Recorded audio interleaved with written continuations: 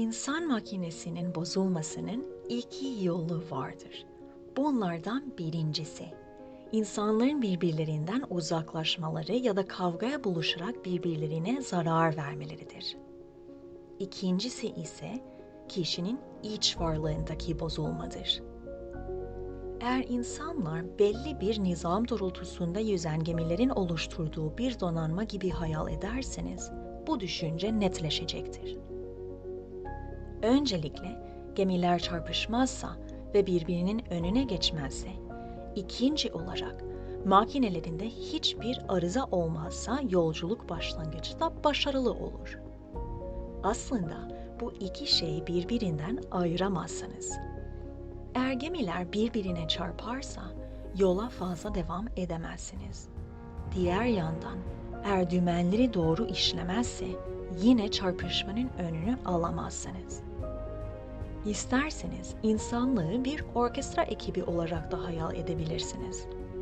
İyi bir sonuç alabilmek için iki şey geçerlidir.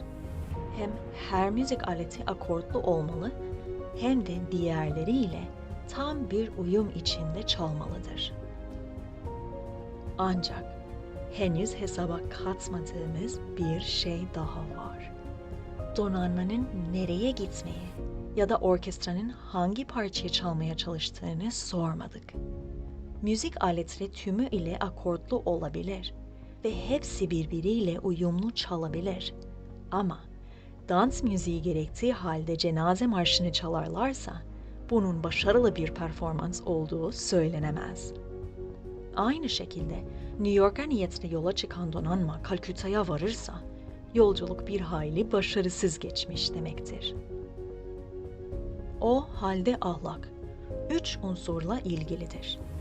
Bunların ilki, bireylerin arasındaki uyum ve adil oyundur. İkincisi, her bireyin iç varlığının düzenli ve uyumlu olmasıdır.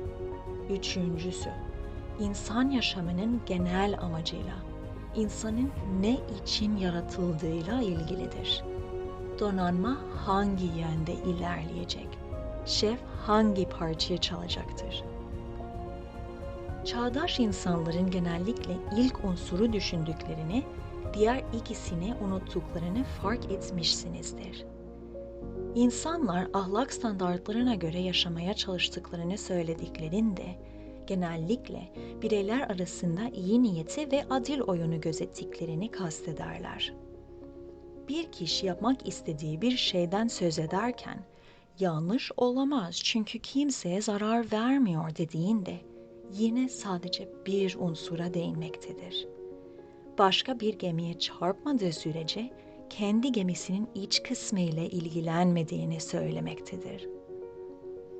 Ahlakın ilk önce sosyal ilişkilerle başladığını düşünürsek, bu çok doğaldır.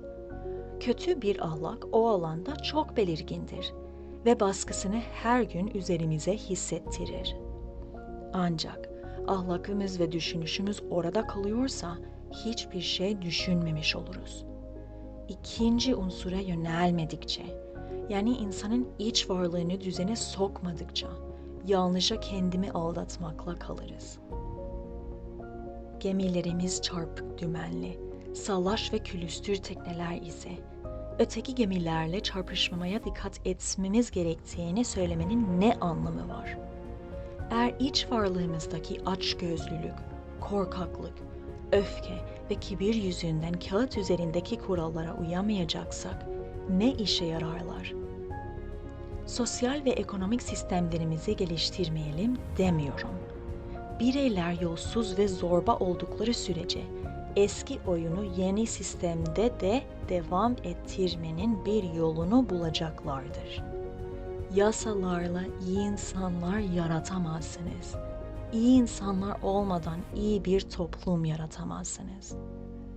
Bu nedenle ikinci unsuru, bireylerin iç varlığındaki ahlakı düşünmeye başlamamız gerek. Ama orada da durmamız gerektiğini sanmıyorum. Evrendeki farklı inançların farklı davranışlar ürettiği bir noktaya varıyoruz. İlk bakışta Oraya varmadan durup bütün insanların fikir birliğinde olduğu ahlak anlayışıyla devam etmemiz gerektiğini düşünürüz. Ama devam edebilir miyiz? Unutmayın, din ve kültür gerçeklerle ilgili çeşitli açıklamalar içerir. Bunlar ya doğrudur ya da yanlış. Eğer doğrularsa donanmanın doğru ilerlemesiyle belli bazı sonuçlar alınacaktır. Örneğin, kimseye zararı dokunmayan bir şey yapmadığı için eylemini haklı çıkaran kişiye dönelim. Konvoydaki diğer gemilere zarar vermemesi gerektiğini biliyor ama kendi gemim sadece beni ilgilendirir diyor. Peki, gemisinin kendi malı olup olmaması büyük bir fark yaratmaz mı? Aklım ve bedenim üzerinde mal sahibi miyim? Yoksa gerçek mal sahibine karşı sorumlu olan bir kiracı mıyım? İkisi arasında bir fark yok mu? Eğer beni bir başkası kendi amaçları için yarattıysa, o zaman sadece kendime aitmiş gibi davranıp bir sürü sorumluluğu görmezden gelemem. Bu durumda ahlaktan söz ederken şu 3 unsuru dikkate almalıyız. İnsanların arasındaki ilişkiler, bireyin iç varlığı, insan ile kendisini yaratan güç arasındaki ilişkiler. İlk unsur üzerinde hepimiz işbirliği yapabiliriz.